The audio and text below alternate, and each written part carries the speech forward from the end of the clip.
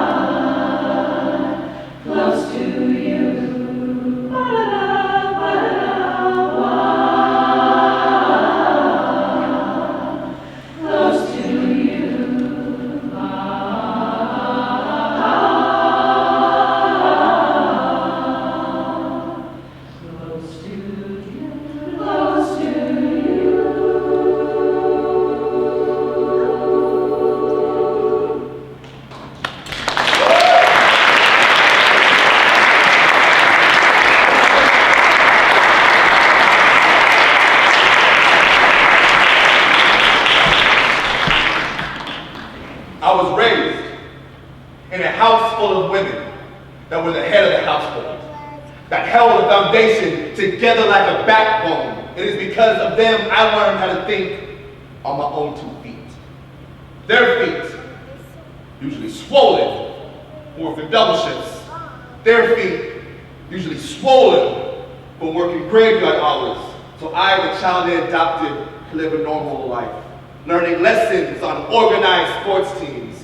I said I was raised in a house full of women who attended every soccer game I ever laced my cleats in, that sliced those oranges every weekend, that went bananas when I split the defense, that iced my wounds after every practice, that hoisted me on shoulders when I scored a game-winning goal. Their goal prepared this Afro-Latino for life in America. Their goal prepared me for high-pressure moments. I was raised in a house full of women where I learned at a young age, you are different. You will have to work twice, 3 times as hard as everybody else. Excuses, it will not live here with us. Jeremy, your stutter will not be your kryptonite. That although you might talk faster than a speeding locomotive, they instilled the mentality, I can leap mountains with a single thought. I said I was raised in a house full of women where I was walking distance to grade school, but I still got escorted onto school grounds. My guards, ready to sacrifice their life at a moment's notice. If a stray bullet ever found its way in my vicinity, both Secret Service and First Lady. Our dinner table was the Oval Office, and we had executive meetings there every single day. We watched Maya Angelou. Maya Angelou, more than a woman, more than a rape survivor, more than a victim of domestic violence, more than somebody fired sleeping in her car. Maya was the living embodiment of black girl magic before the phrase was ever coined. I was raised in a house full of women who served first and ate last, who worked hard but prayed on those knees even harder. While I learned the true meaning of restorative justice and martial law, while I saw the gospel every day of the week, not just Sunday in service, where posters of Jerry Rice and Joe Montana hung off the wall like banners. But I, the biggest sports fan, was not allowed to set a foot on the football field, so I made out from behind the bleachers.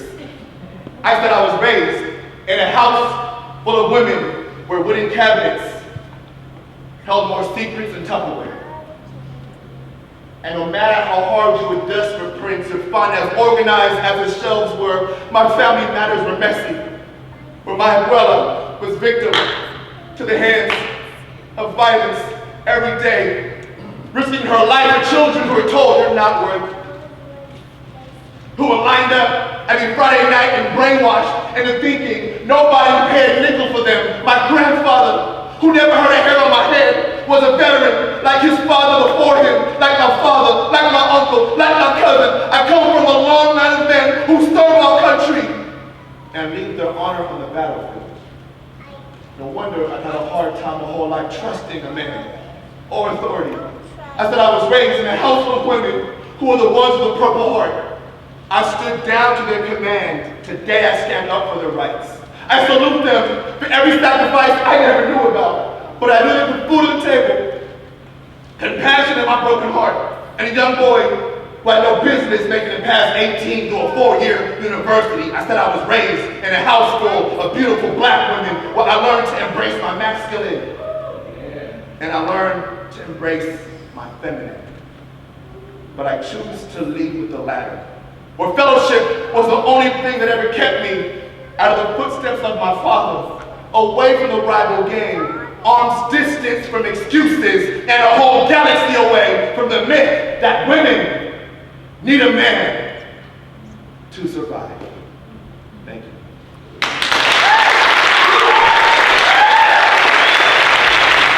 Once upon a time, that's where all the really good stories started, right? You know, the one with that pretty princess and that lost glass slipper that some way makes his back to her in the hands of the handsome prince who pursues her, purchasing their entire happily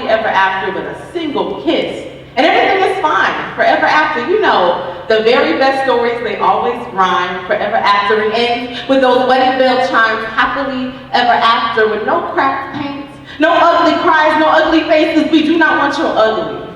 Only the fantasy of the perfect story. And again, people, please, it must rhyme. It must keep tempo. It must keep time. It must be spit with a slick wit that makes some snap their fingers and others praise your accomplishments. Don't tell it if it ain't funny. If we can't giggle until our sides split. If we don't want to beat you at the punchline. If we don't think you're so cool or hardcore at the end of it. If no damsels were rescued at the conclusion of your tale, keep it to yourself. If it does not have a happy ending and the apex is anything less than epic, don't tell it. Don't make us think that you are human. You are a woman. Your first name is Super. Your last name is Hero, which means you do not need saving. You just need the right mask to cover girl make up a story that is acceptable. Something that will stand neatly next to the Disney version of a happy tale that won't make us think less of you, that won't make you think less of you, that won't remind you of all of your regrets. And the nights where you traded sleep for worry, lost count of how many times you wondered where God was and prayed for a time machine to take you back to the land before the time before so you could tell your younger self, please do something different, honey. Anything other than what you are about to do right now. These are the stories we keep hidden. We keep them tucked in the dark corners of our smiles, hidden behind popping lip gloss, wearing it like a shiny suit of armor, salvaged from the dirty battlefield of a broken fairy tale, these mismatched pieces of fantasy that don't seem to fit together. They don't rhyme, they don't keep tempo, they don't keep time, they just hurt. So we do not talk about them. We don't share our failures with each other for fear of shattering that image of perfection we've been taught to deflect with our beautiful demeanors and our dignified greetings. How you doing, girl? I'm fine. Well, you keep telling me you're fine, but I can see your insides eat themselves alive, but you're fine, you're lying. And I need you to be honest with me. Your vulnerability is the missing key to my treasure chest. An answer to an unasked question, the you are here symbol on my wayfinder, the you can make it destination sign I need to follow. And I know that your life is not perfect. I know that your slippers are not made of glass. And sometimes I'm pretty sure you wear those really old Nikes with a hole just under the big toe. I know that your Prince Charming is a toad. You kissed him a lot and he is still a toad. I know. That your story is no happily ever after. But I need the wisdom of your imperfections. Your story is the truth to me that my life can still write something worth sharing. Who told you that your story is not beautiful? That your scars are not worthy? That your ugly is not glorious? Your story is a pathway to someone else's freedom, a neon sign to grace, an alabaster box of worship that is only open when you allow your broken fairy tale to be spoken. Your honest words are a hammer that breaks chains, and angels will snap their fingers to the beat of your exposed heart, to the beat of your honest words, your honest tongue boldly declaring how you don't have it all together, how you are still untangling from some bitter roots, how your freedom was a process, still a process, how you will stay in constant progress until this life gives way to the one after, how you are still learning to love yourself. Still learning to let God love you. You are still learning to tell your story. It doesn't rhyme. It don't keep no kind of tempo, no time. But it is real. It is honest. And I can work with that. Thank you. I am not a mom yet. But when I am, I hope I have a really silly little girl who loves fairy tales as much as I do. I hope that she believes in happy endings. I hope she knows that they are all based on a true story, based on the promise of abundant life, based on the beginning. When God spoke everything good into tangible matter, I hope she believes in Prince Charming. And I hope she knows that no matter what happens in the middle of her story, in the end, he will be there, white horse and all, with an I love you on his lips, maybe even some flowers. As a little girl, she will play dress up, looking for Prince Charming everywhere. As a woman, they'll say, girl, he shows up when you least expect him. They'll say, honey, he comes to those who wait expectantly. She'll say, mama, which one is it anyway? And I would laugh. Remembering my days, standing in her shoes, asking that very same question, with that very same question keeping me off balance on the edge of my emotional seat one day, she will realize that the princes in her storybooks do not bleed. They do not suffer. They stroll gallantly in on noble steeds to save the day without breaking a sweat. Their words, melting the kneecaps, firing arrows from those velvety voices, signaling to the heart that it's time to fall in love, and the good damsel will happily oblige, her post-crisis makeup showing no signs of the struggle just fought for her safety. That howling wind that was once just like, just displaying her destruction will suddenly just blow her hair back effortlessly like a Beyonce fan. And she will be ready for her story ending like a model who had nothing happen to her. One day my daughter will ask me, Mom, what do real fairy tales look like? And I will tell her that I am a terrible damsel. I will tell her that some days my face has no other option but to reflect the crisis, and sometimes my makeup just runs off with my sense of humor. I will tell her that sometimes it's hard to tell the difference between the prince and the thief. It's hard to tell the difference between the prince and the thief. It's hard to hold on to hope and belief when life is the villain, a counterfeit prince, a monster wearing the mask of a savior, a thief, a very good replica of a safety net that catches you off guard. His words are sweet and disruptive. His words are sweet and disruptive, confusing his charm. For salvation is not uncommon. I will tell her that confusion is not uncommon, but I will tell her that sometimes the prince will look common, hanging on a cross, just like a thief, not taking but trading his life so she can have life, have it abundantly, have it to the full, coming so she can live, comes so we can live, comes so we can have life, have it to the full. He comes to us, he comes. But so does the thief. So will the grief of all of her mistakes and the thoughts that she is no longer worthy, the lie that a prince will not make room for her at his table, the lie that there is no space for her lack of faith in his throne room. And that moment, when I'm not mom or woman enough to slay this dragon for her, I will pick her up, place her on my lap, and tell her the story of a real prince who bleeds, who carries the scars of the war, fought for her freedom in the palm of her hands. I will tell her that her story with princes will always let her down, but he never will. He always shows up for her. He always comes. The end.